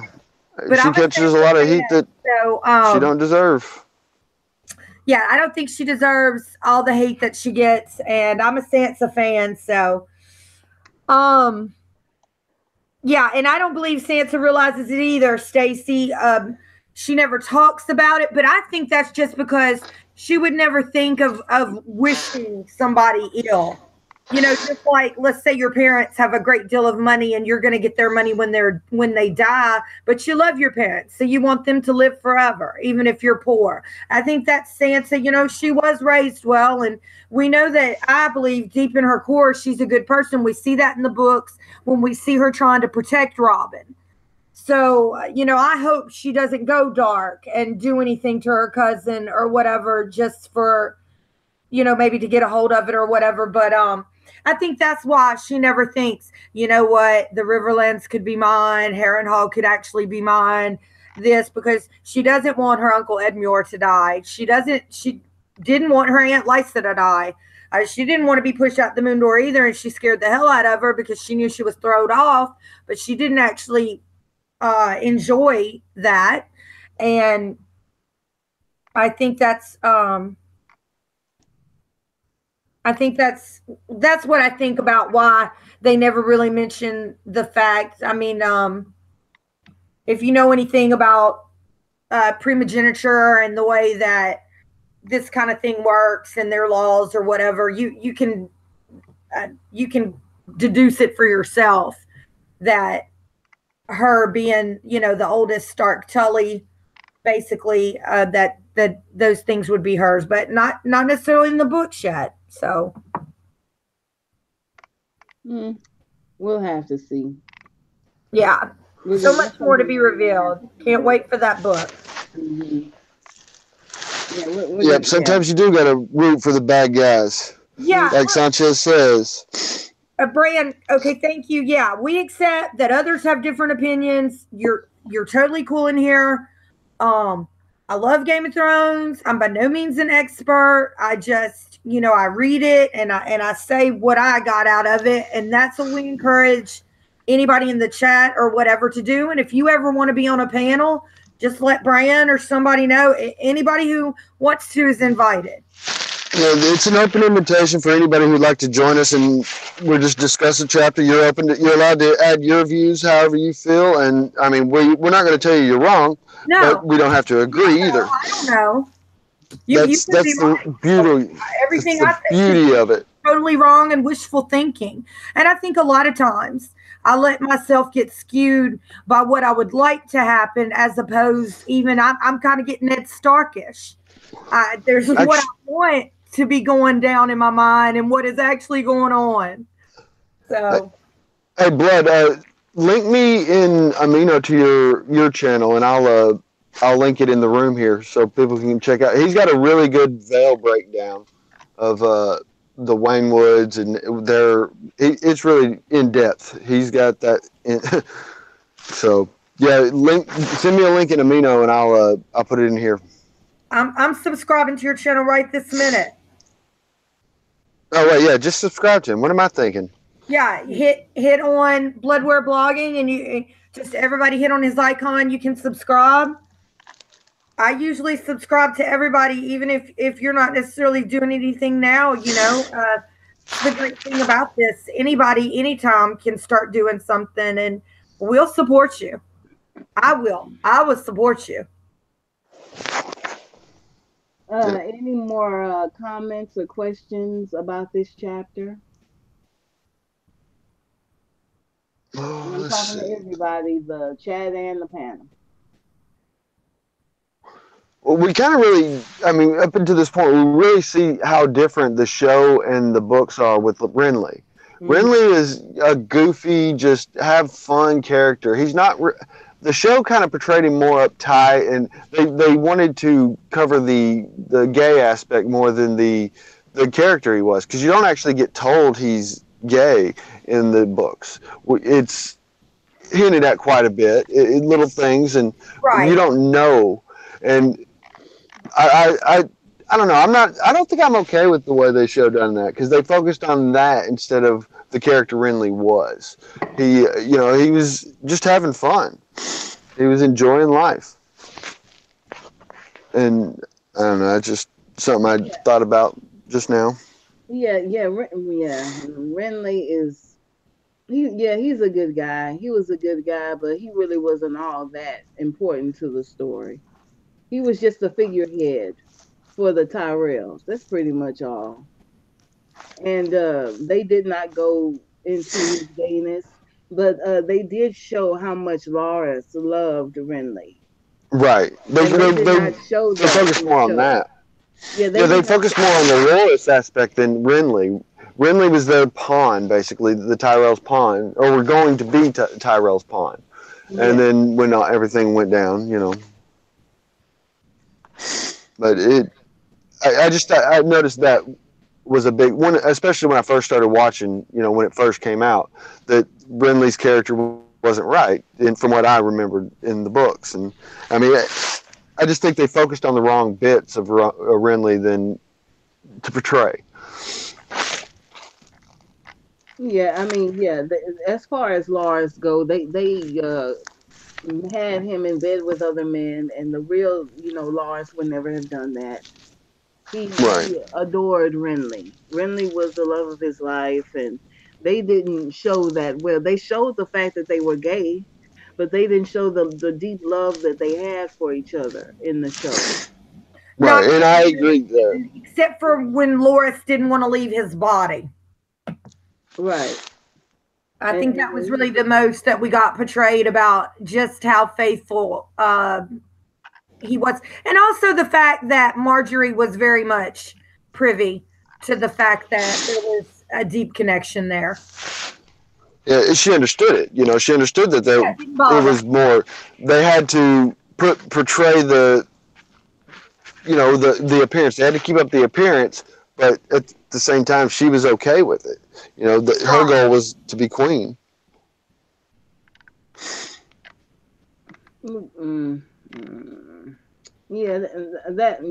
I agree with that. That seems, Yeah, I agree with that wholeheartedly as well.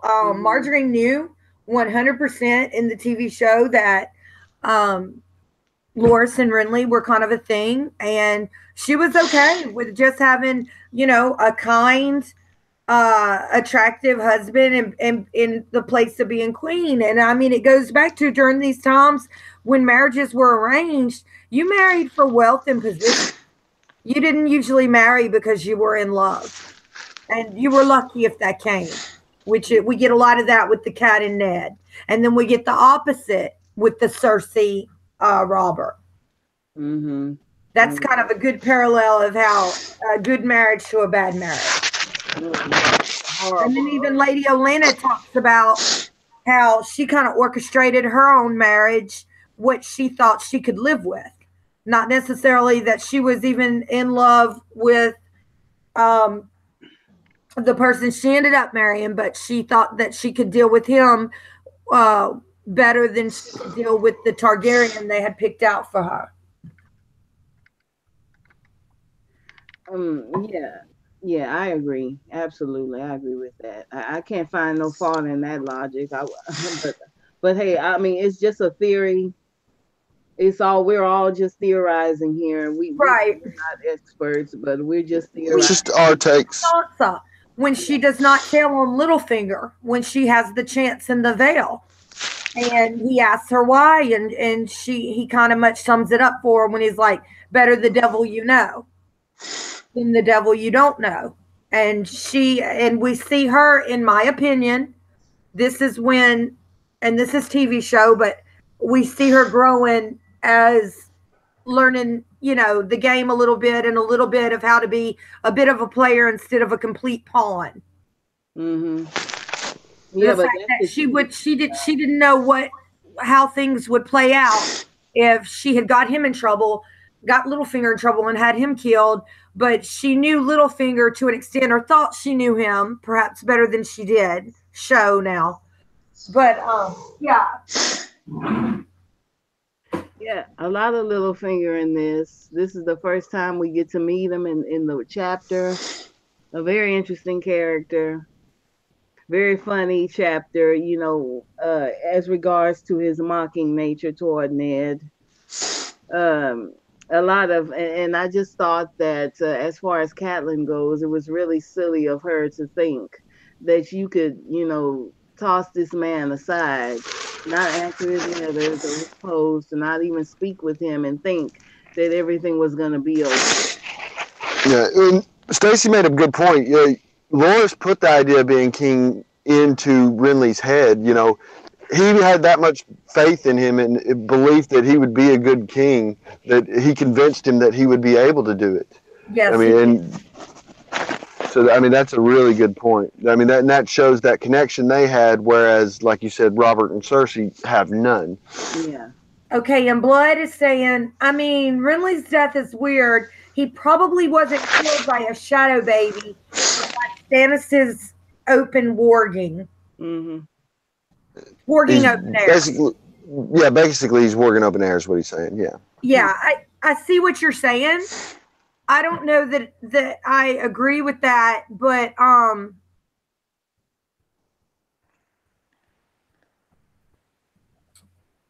don't know. Can you expand on that? It's part of the sci-fi thing where it's the explanation of the shadow baby. Basically, it's not magic that it was working just open air. This is just because I don't want to believe it. I don't want to believe that we're reading a sci-fi story. I don't want to. Yeah, I kind of agree with that. I don't. I want the fantasy. I enjoy the fantasy, and I'm not opposed to sci-fi, but I like the story. I agree. I want the fantasy over the sci-fi. Okay, and Fred Targaryen says blood is anti-magic. I get it, and that's fine. You could be right, and I could 100% be wrong. Okay, and he says, Blood says,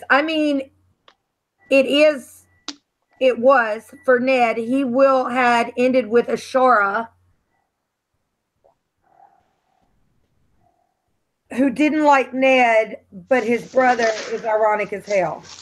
Are you saying Ashara liked Brandon where Ned liked her? Like the love triangle there?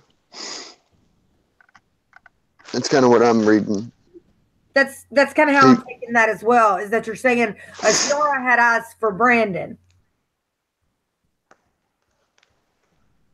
And Jules Elizabeth, I agree, fantasy. Yeah, that's.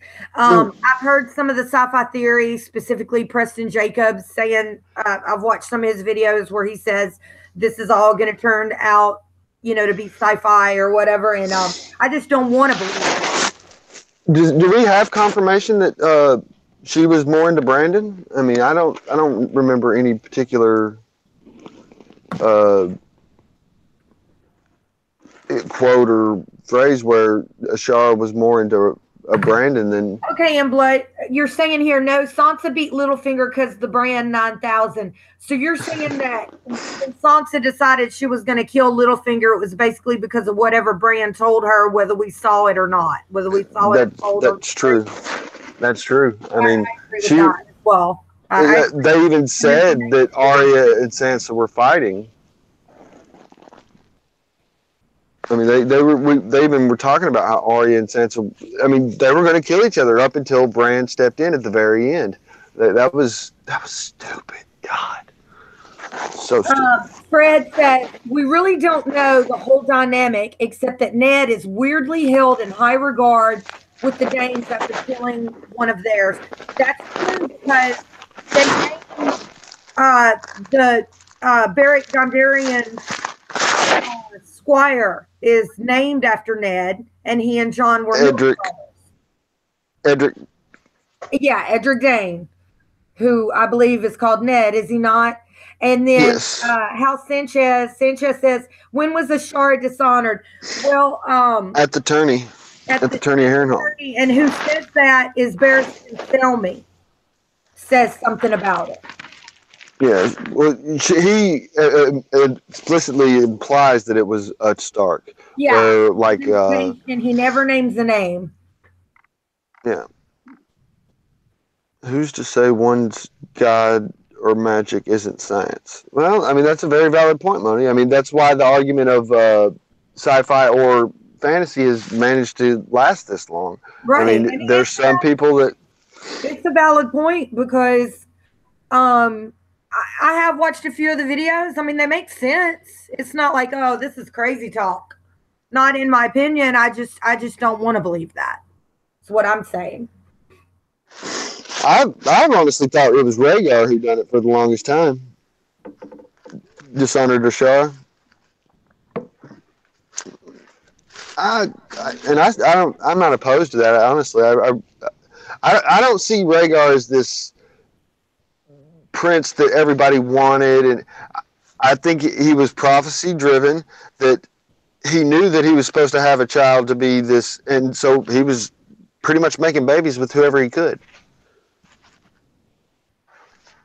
That's just the way I see it. Okay, so Bran, you're saying that Rhaegar got so upset by this theory, like when he what was it? It said when he was around 13, he called for some armor and decided to train. When up until this point, he had been that right there shows you how important prophecy was to him. At 13 years old, he changed his entire lifestyle because he read something that he thought he needed to change.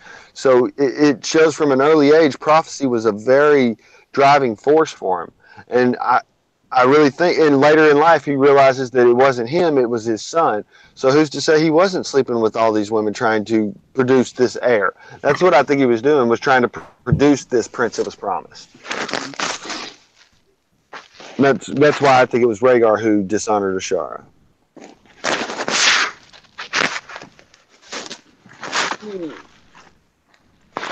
Any more questions?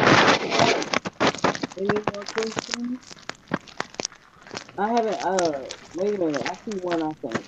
Barristan is approved, though, so dishonored. That's funny. He is kind of. And,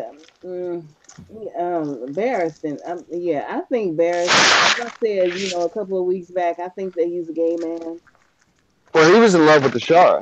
He had the hots for her like nobody's business. So, yeah, if he's seen somebody who she kind of was attracted to and heard a story, he could have exploded. I mean, he could have exaggerated to the point where, yeah, she was dishonored. We don't know anybody dishonored her. Yeah. We know she ended up. We know that she supposedly had a baby that was stillborn and killed herself because of it. Mm-hmm. That's all we know. Yeah. But I mean, I don't know. Barristan. Well, we don't know necessarily that she killed herself because of the baby. I didn't say that. I said, that she had a stillborn and she killed herself. I mean, that's all we know. We don't know if one caused the other. That Edric Dane is actually her child too. I want to know who the older Dane brother is. I mean, he's not mentioned not one time when you had such a huge name in Arthur Dane. Why is that older brother mentioned? I mean, you got Arthur Dane that is the sword of the morning, the King's Guard, just the best sword in the world, you're going to know that crackhead brother. If that's what he was, you know? Okay. Blood is saying, yes, that's what I'm saying. Is Mel is a giant charlatan, and Mel used potions to cause Stannis Warging and Penrose. He was thrown off a tower. At Storm's End when she uses the Shadow Baby the second time and kills Penrose. Oh, yeah, and kills the Castellan. Yeah, the Castellan, yeah. And that's what he's saying, that Mel's using these potions on Stannis that caused his warging to be in effect, basically. Okay, I see what you're saying that now. Enacted. And I mean, I see how that could play out that way. I gotta read this. Blood says Rhaegar was a douche either way. If you change the perspective of Ilya Martell, is that what you're saying? The way he treated her? I mean, if you switch to her perspective, he certainly did set her aside. That was going to start shit as well. I think it's going to be a polygamy thing. I don't think it's going to be he's annulled or he ran off with her. I think it's going to be. I think she consented. Basically, she is Dornish. She is, they have paramours, pretty much every one. And I think she consented to it because he was so prophecy driven that he convinced her. They got along well. I think probably she knew his mind. Yeah, I mean, she knew he was so driven by prophecy that, like the dream sequence that we get, he is the Song of Ice and Fire. He has a song. It's the Song of Ice. I mean, they know that the prophecy is Rhaegar. Rhaegar is the prophecy. He embodies it. He basically lives it. He wants. I mean, that's what his entire goal in life is to complete this prophecy. It is to save humanity, but it's more than that. It's him. It's more focused on him and the prophecy. It's just the way I take it. I like Rhaegar. I thought he was Mance for the longest time. It's still my secret little wish. Mance is Rhaegar. Yeah, Mance is Rhaegar. And Monster is the heir. Oh. Well, I mean, who knows what they're going to do with this last? I certainly don't know.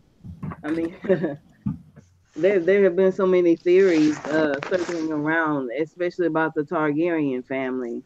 I mean, they can go either way, especially on the show and in the books if they wanted to. I mean, there was one theory about Peter Baelish is that he was a god. I agree with Blood there, because I've thought the exact same thing. But if the Shah was dishonored, it couldn't have been any of the four dancers, Oberyn, Jon Con, Ned, or Brandon. I thought the same thing, that why put the focus on these four when it very well could have been somebody else. Okay, Fred dude was a virgin. His girl got a little. In his white knight little world, she had to be dishonored. She couldn't have wanted sex, thus Barristan is approved. Moni G. Yeah. I think she was okay with him getting it on with someone else. The Tower of Joy is in Dorne, is it not? Blood says, but if Ashara was dishonored, and I'm going to agree with this. I don't think it was by any form of Bran. And I'm thinking maybe you're right, and it was Rhaegar, and the reason whoever said that, and the reason it played into Brandon believing that his sister had also been dishonored was because everybody knew of this in some kind of way.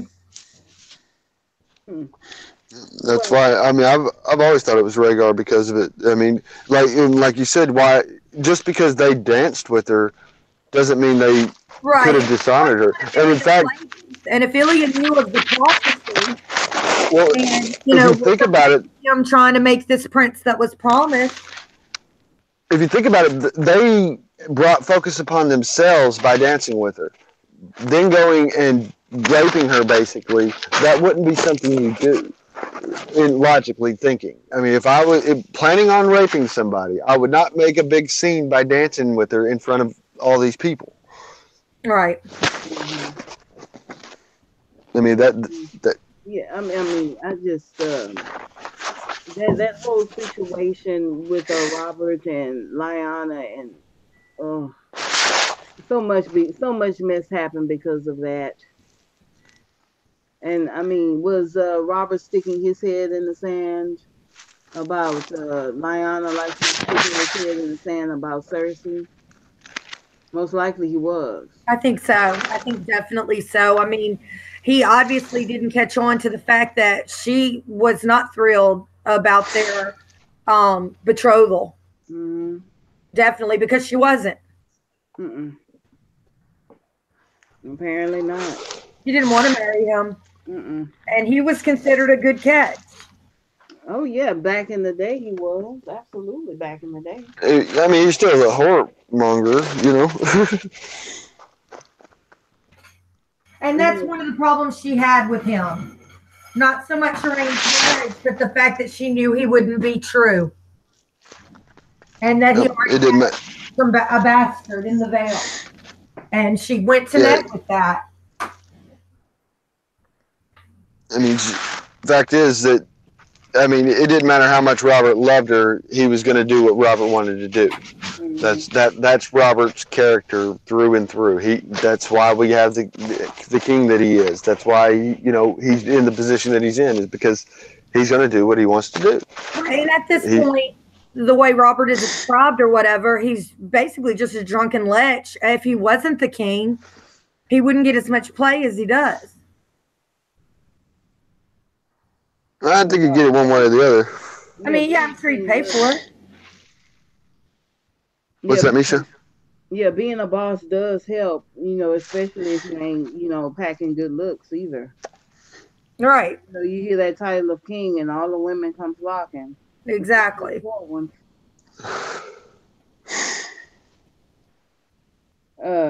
Anything else, guys? Anything else? What we got? Nothing else, Jennifer? No, that's all I have. Okay. Everybody, we do this every Thursday at 9:00 Central. We just go from one chapter to the next. It's going to be Tyrion. Which Tyrion is it? Is it Tyrion 3? Let me look. Let me look and see. Every once in a while, something will happen, and we do Friday night, but our set time is Thursday nights, 9 Central. Please, everybody, you're welcome to join. If you're ever interested in being on a panel, all you need to do is read the chapter and have an opinion. Talk to one of us. Love the books, love the show. It's the only requirement. Tyrion 3. Tyrion 3, that's what I thought. Wall. He's at the wall spending time with the Lord Commander and all of the leaders of the I like that. Watch, and he has some kind of conversation with Jon, I believe. So yeah, he's at the wall. We got a guy in our group on Amino. He just wrote a blog about a secret book within a book, and he's talking about finding Dany's the Dreamer's vision book.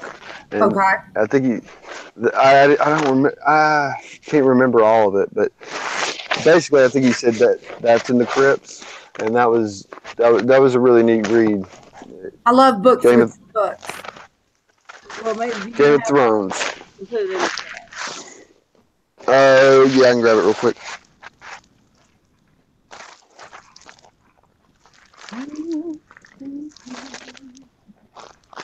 Well, thank you so much for sending us money, Bloodware. Who else?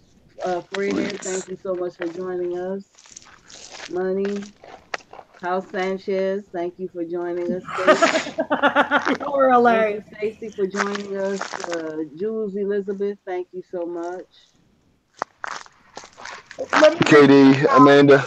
We got, Blood says, if Lady Dustin were to be believed, Brandon, Ned's brother, could have been a rapist. Fred says, Brandon a rapist. Way to end on a high note, blood. Jules Elizabeth says, Lady Barbary Dustin is one bitter woman. And I wouldn't be surprised if she contributed to the rumors surrounding Brandon, Ned, and Ashara. She was infuriated with him and they had an affair. Agree.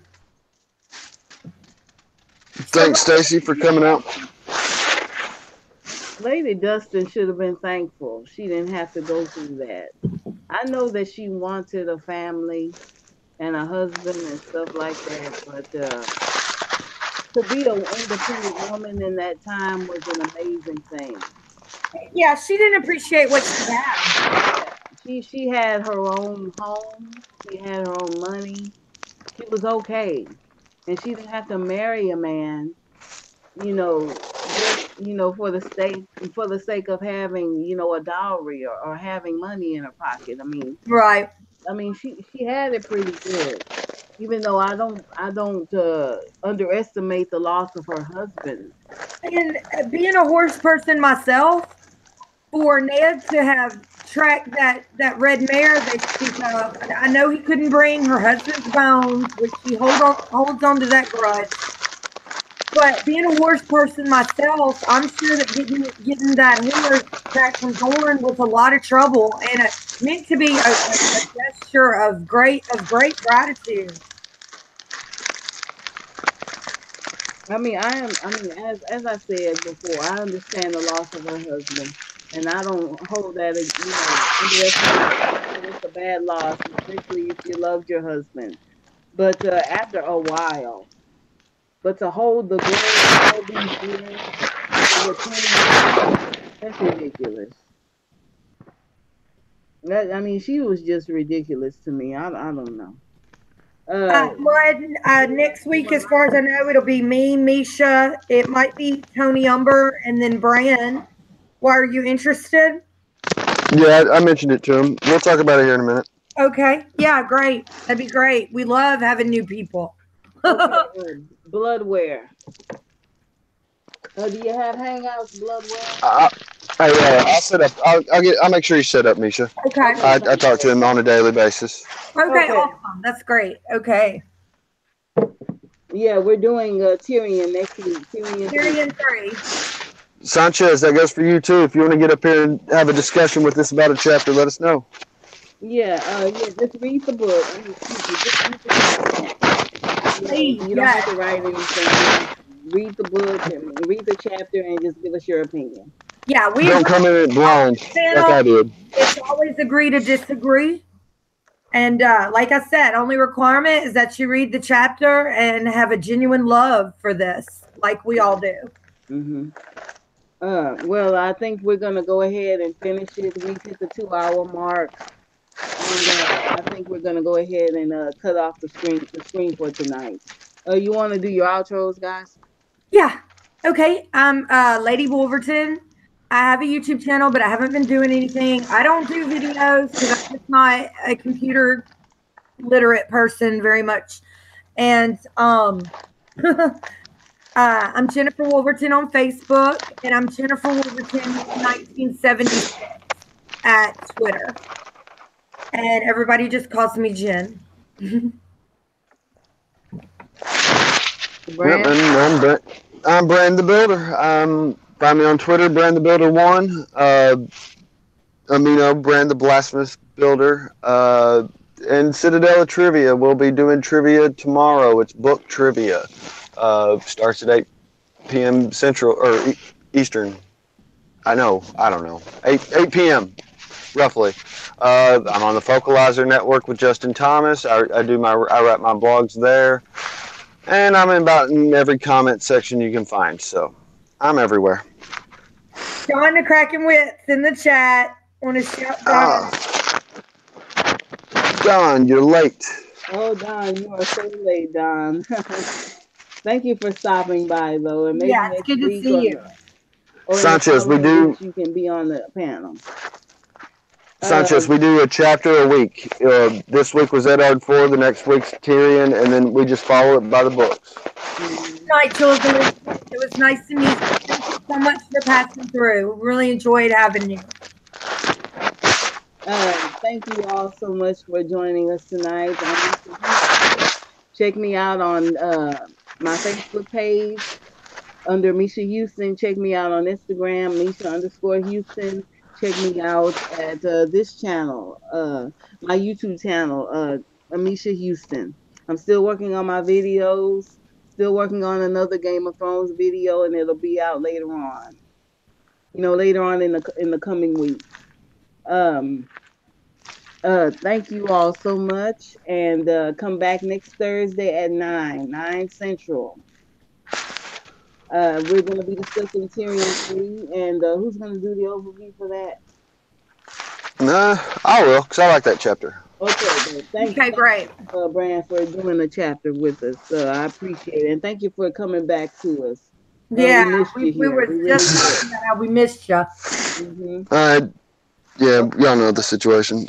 I understand. Thank you all so much, and Dawn, the after party is on the Hangouts. You can talk to us on the Hangouts if you want. Send Dawn a link, and everybody stay on for a little bit after. And you, Dawn, if you want to come back to the channel, you have an invite. Thank you. Yeah, we still got to sit and discuss Euron. Yeah, if we ever get, maybe if we ever get to the Theon and Greyjoy chapters, we can certainly have you here. Love you too, Moni. Thank you all so much for joining us, and have a wonderful, wonderful night. Okay, Sanchez, you on Hangouts? I'll get them set up. Okay, Cindy Malik. All right. Bye, everybody.